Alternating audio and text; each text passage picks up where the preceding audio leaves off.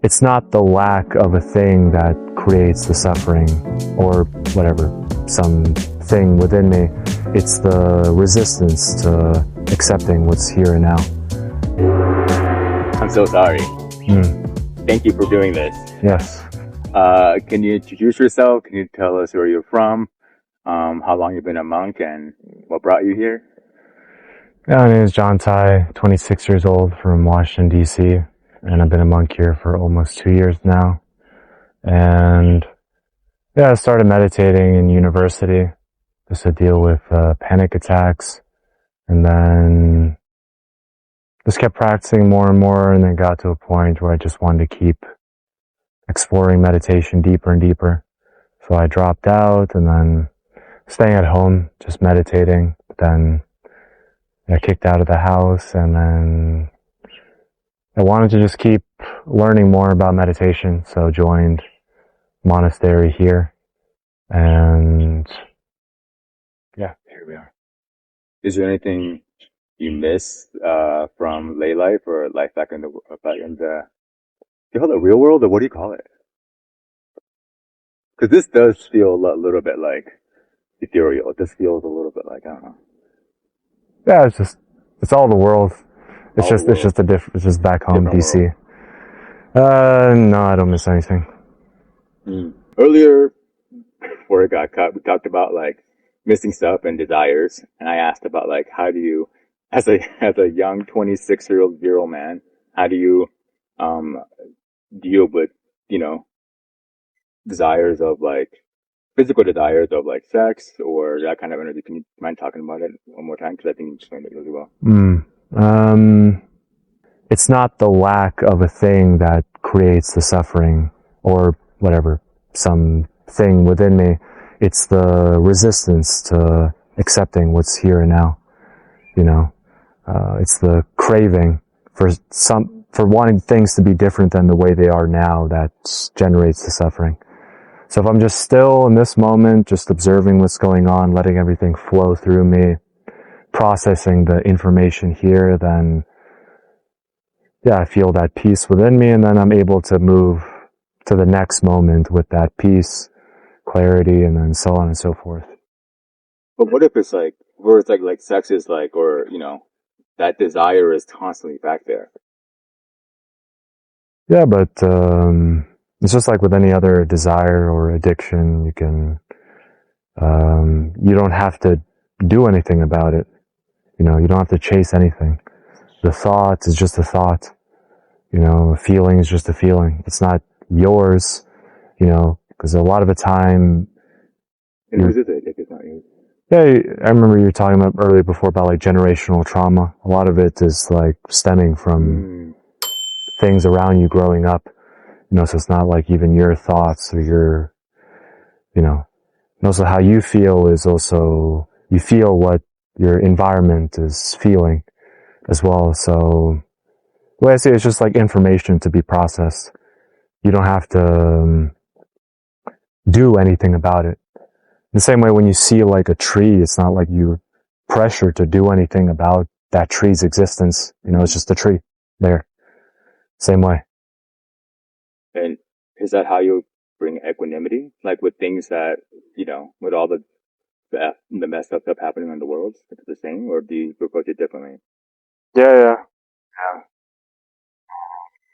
But in that aspect, then how do you create change? Like if you're just still, how do you, I don't know, change But things are always changing. Like you don't have to do anything. Even if you just lie here and do nothing, things will be changing, right? And then if it comes down to like, what do you want in life? What do you choose to do? What do you want to do? You know, and just kind of getting clear and then examining deeper your reasonings for things. Because as you said, you have a finite time in this planet. No one can remember us, and you get to choose if you want to be in anxiety or miserable and fear, or during that short time, be at peace or be happy. And the hardest, what the world or what, you know, society would want you to be in fear and anxiety because that's how they make the most money off of you, how they could profit you off of you the most. But when you are just still and don't need to, because unless you're in physical danger, like, like the children in Gaza or in Congo or where you're physically attacked, for the most part, you are creating your own problems. Your mind is creating an issue where there is no, doesn't have to be an issue. Yeah, I know we talked about all this a second ago, and there was so much good stuff, but it's like, dang it! I'm gonna turn the AI thing off. Honestly, the AI is doing more damage. We lost all the reporting, and we're getting there. Just try to be enthusiastic, okay? Just give me 10 minutes. Just give me 10 minutes. Yeah. I'm gonna ask you the same questions, but it is what it is. Yeah. What do you think happens after death? If I had to guess, I think it'll be along the lines of like what the experience was like before you were born, And I think, yeah, I mean, for me, Buddhism is like medicinal science. Like the Buddha was like, here's what suffering is, and then here's the way to free yourself. And that's what I care about. In terms of like what happens after death, it's like, okay, I'm not really interested. Just interested in not suffering. Yeah. I think I don't know if, I don't know if about heaven and hell, but I think that heaven and hell is on planet Earth. I think that, like we talked about, like there's, the old Chinese philosophy, or I don't know if it was Lao Tzu or if it was Taoism, where heaven and hell is the exact same place, a giant dining room, it's a giant banquet with the most delicious foods in front of you. And, everybody has super long chopsticks. No. So heaven and hell is basically the exact same place. But it's the people who change it. So it's a giant banquet, the most delicious food. And, but everybody has super long chopsticks. So in hell, they can't eat and they're miserable and they're hungry and because they're trying to, but in heaven, everyone's feeding themselves. So heaven and hell is the exact same place. It's more about how you're choosing to, it's the people that changes it. And I think you make heaven and hell on earth, and because you are the same life force, we're all connected. And once you die, you just are reborn and you get to live the life that your previous life left behind, whether it be good or worse. And I think it's our job to figure out how to make it better because it's going to be me in a different life. Well, unless we destroy it, How are you able to find peace in looking at the current situation of the world today? How do you are able to, I don't know, not go crazy and find peace? Yeah, just realizing that ultimately, like, none of this matters. Like, I don't have to save the world or something or I don't have some overarching, like, mission I need to accomplish here, So it just boils down to, like, what do I want in this life? And then through, like, thinking about it and reflecting a lot, came to the conclusion that, I'd like to go through life free from suffering. And then through, like, my experiences, learning, realizing that all my suffering is self-created. This comes from this inability or this habit of resisting what's happening in the moment. So if I'm able to just stop and just still my mind, observe what's going on, and just pure awareness, then I feel that freedom, that peace, that clarity. And then I'm able to move through the world with that clarity. And then when I feel that peace and then feel that freedom, and then it's like, then it becomes like a choice born from, well, who knows born from where, but, at least in my experience, like born from this freedom. So it's like I choose to just live my life spreading, good vibes, calming, chilling everyone out. That's what seems like most interesting way to live for me. As opposed to like trying to, because I think a lot of us like live trying to create some legacy, but the reality is it's like And the way like society's progressing faster and faster and faster in like hundreds of years, there will be no like individual remembered in this time. Yeah.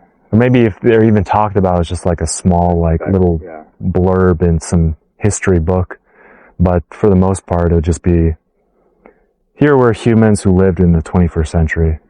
You know, it would not even like, these people were good, these people were bad. Just like, this is the humans, this is what they did. And, you know, it's cool and all. Thousands of years, probably like, not even mentioned at all.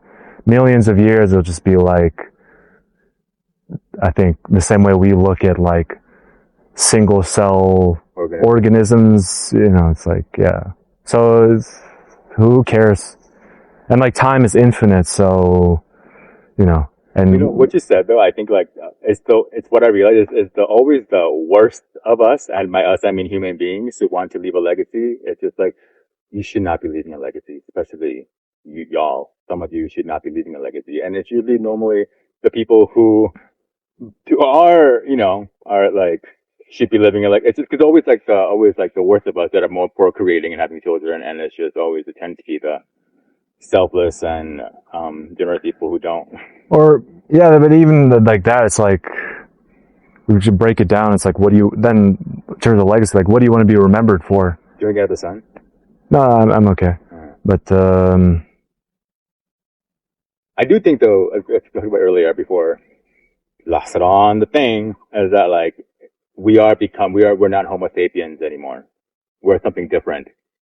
We're techno sapiens or something. I hated that Grimes. I think Grimes might have said this, and I hated that she did like a year ago. But then I you know, her point, and this is before she, you know, married into oligarchy and started like, you know, like breeding Elon Musk's children.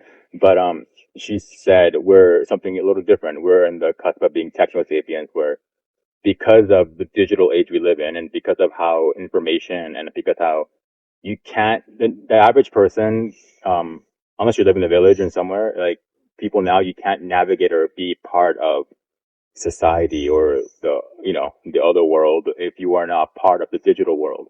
And so our humanity is being morphed into something different. It's not just this world, there's also the digital world, and it's what is real, what is, I think as time passes, what is going to be considered real, it's going to be, because that also goes with the idea of consciousness too, in a weird way. You know what I mean? Just like if consciousness can be downloaded in the digital world, and if consciousness is, I don't know, I think that we are not Homo sapiens any longer. We're something different. If you could tell the world one thing, what would it be? Or not really tell, but just like a question to pose for us is just like, what do you want in life? What do you want to do? You know, just kind of stopping, taking some time to reflect, contemplate. Most people don't even know that. You know, they don't even know what they want. And just like kind of looking at the facts, you know, of life. Like we're all gonna die. We're all gonna age and die, and you know, none of us know what's gonna happen after death. But physically, what it looks like is that we all go to the same place. All of our bones look the same. You can't take anything, you know, with you, anything physical. So, but then a lot of us like kind of live our life just wanting to consume more and more and more and more. But then you're gonna have to give it all up eventually. So then just, yeah, it's like, what do you want in life?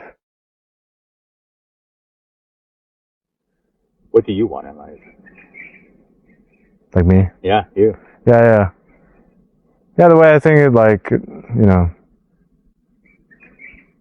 well, first, before it was just to free myself from suffering, but then now, but having felt more and more peace and stillness, then naturally the thoughts that feel in alignment with this inner peace is like, I just want to spread, you know, like good vibes and just chill everyone out, you know, because then if everyone in the world is chill and we're not like fighting over stuff, you know, judging, living in harmony, living with care, attentiveness, How do you see that happening though? How do you see people being more chill? Yeah, I mean, just naturally, you know, people don't like to be in a state of instability. Yeah. But then if your state of stability is based on physical things and then like needing more and more and more, then eventually you're going to run into fighting. Yeah. So then you're going to have to look within. And so it's just a matter of time. And what about people who are like, you know, like families who are like, who have obligations where they have kids or they have like, you know, like to take care of someone where they have to make money? What would you want to tell that Yeah, it's person just, that is not a monk, you know? I mean, it's like your choice. Who says you have to do anything?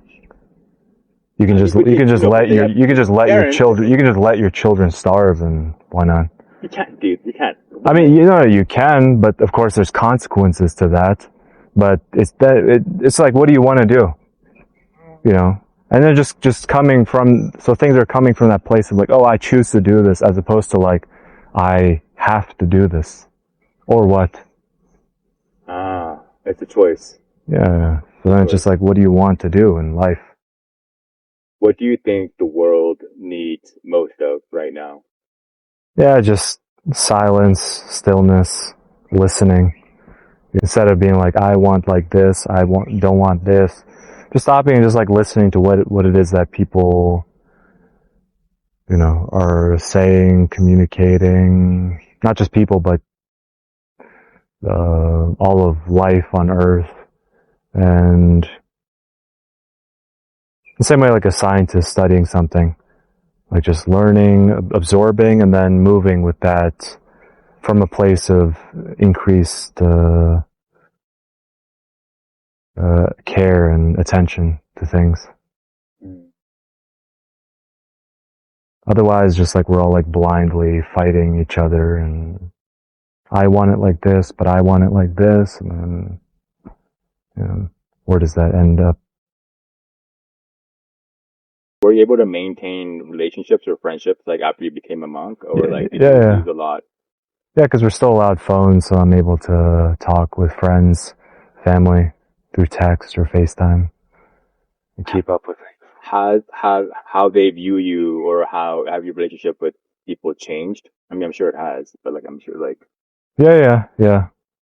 Now just much more like attentive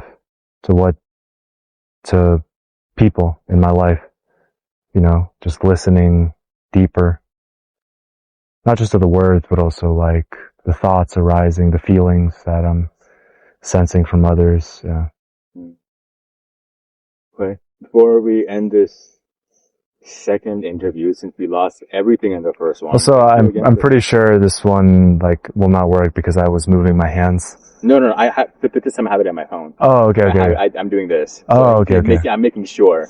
Okay, you did it once, but then I started playing it again. Okay. So like I was like, but also I should have told you. It's like it was my fault. It's like, and I didn't turn that dang AI like sensory thing off. But before we log off, because we lost so much good stuff in the beginning, is there anything else you want to say? What you want to tell people? Or? Yeah, it's world peace soon, for sure. World peace soon. I doubt that, but I love that. I love that. And thanks for, I don't know, doing this with me. Yeah. The sun, as soon as the second interview started, the sun's shining right on your face, and I could see you're precipitating, and you see getting hotter and hotter and sweating, and I'm like, oh my god. And so, thanks. I appreciate it. No, for me, it's no problem. Yeah. It's all good. I mean, god dang it. The first one was so good. Yeah, but, you know, maybe it's kind of like a beauty to it. Poetic. It's like, yeah, unreleased and I'm not just that for us enough yet to be like, oh, it happened. I'm like, damn it happened. I'm like, damn it. Yeah. Well, anywho, thanks. Alrighty. Thank you. Thank you. Alright.